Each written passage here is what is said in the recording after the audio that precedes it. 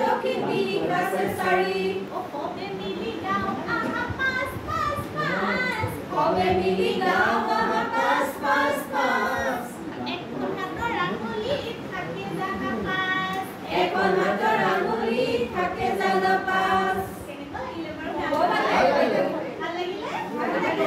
কাইলৈ গাম দেই কাইলৈ গাম দেই কাইলৈ সদায় গাব ঠিক আছে এইবাৰ মই তোমালোকক বস্তু কিছুমান দিম দেই